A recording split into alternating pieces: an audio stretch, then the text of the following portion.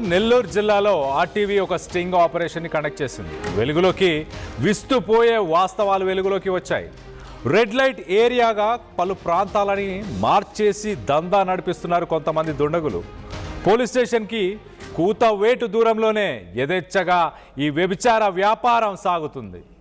పొగతోట, గాంధీ బొమ్మ సెంటర్, విజయ్ మహల్ ఇలాంటి సెంటర్లలో సెక్స్ వర్కర్స్ ఆగడాలు ఆగట్లేదు. పొగతోటలని పలు లాడ్జిల్లో యథేచ్ఛగా చీకటి వ్యాపారం నడుస్తుంది. సెక్స్ వర్కర్ల బారిన పడి బుగ్గి పాలవుతుంది యువత జీవితాలు. నెల్లూరు జిల్లాలో వందల సంఖ్యలో విద్యార్థులకు అలాగే యువతకు ఎయిడ్స్ సోకినట్లు ఇప్పటికే ప్రభుత్వ గణాంకాలు చెప్తున్నాయి. విజయమహల్ రైల్వే ట్రాక్ రోడ్లో ఇటు విటుల నుండి గోల్డ్ చైన్లు కూడా లాగేసుకొని దాడులు చేస్తున్నారు సెక్స్ వర్కర్స్. జనసంచార ప్రాంతాల్లోనే బహిరంగంగా వ్యభిచారం. అటువైపు వెళ్ళాలంటేనే భయపడుతున్నారు మహిళలు.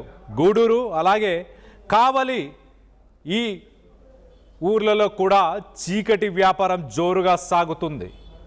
ఇదంతా ఒక పక్కా పథకం ప్రకారం, ఒక ప్లాన్ ప్రకారం ఒక మాఫియా ఏర్పడింది. దానికంటూ ఒక ప్రాసెస్, ఒక టోకన్ సిస్టమ్ ఇవన్నీ కూడా ఏర్పరచుకొని ఇటు లాడ్జీలు అలాగే ఇదంతా ర్యాకెట్ నడిపించే వ్యక్తుల మధ్య ఒక ప్రాసెస్, ఒక సిస్టాన్ని డెవలప్ చేశారు. ఎరగా ఎప్పుడు విద్యార్థులే, స్టూడెంట్స్ అలాగే యువత వీళ్ళనే టార్గెట్ చేస్తున్నారు. వీళ్ళ నుంచి డబ్బులు లాగుతున్నారు. వీళ్ళ దగ్గర ఎలాంటి ఆర్నమెంట్స్ ఉన్నా, చైన్లు కానీ బంగారం కానీ డబ్బులున్నా వాటిని కూడా లాగేసుకుంటున్నారు.